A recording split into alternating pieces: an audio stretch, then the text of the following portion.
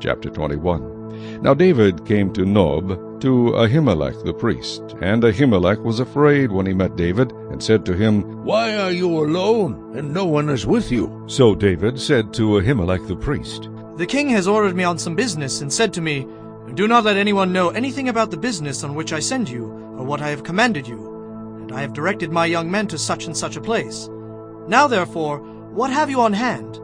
Give me 5 loaves of bread in my hand, or whatever can be found.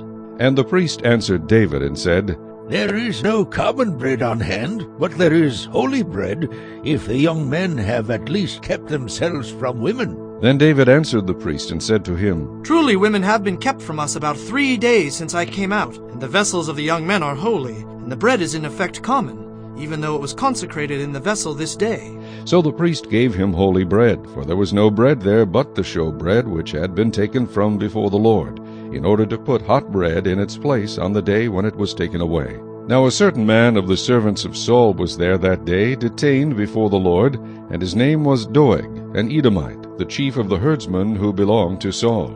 And David said to Ahimelech, Is there not here on hand a spear or a sword? For I have brought neither my sword nor my weapons with me, because the king's business required haste. So the priest said, The sword of Goliath the Philistine, whom you killed in the valley of Elah, there it is, wrapped in a cloth behind the ephod. If you will take that, take it, for there is no other except that one here. And David said, There is none like it. Give it to me.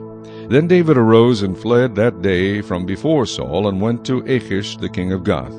And the servants of Achish said to him, Is this not David the king of the land? Did they not sing of him to one another in dances, saying, Saul has slain his thousands, and David his 10,000s? Now David took these words to heart, and was very much afraid of Achish the king of Gath. So he changed his behavior before them, pretended madness in their hands, scratched on the doors of the gate, and let his saliva fall down on his beard.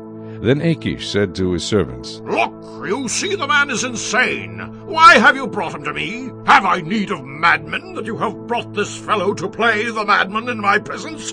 Shall this fellow come into my house?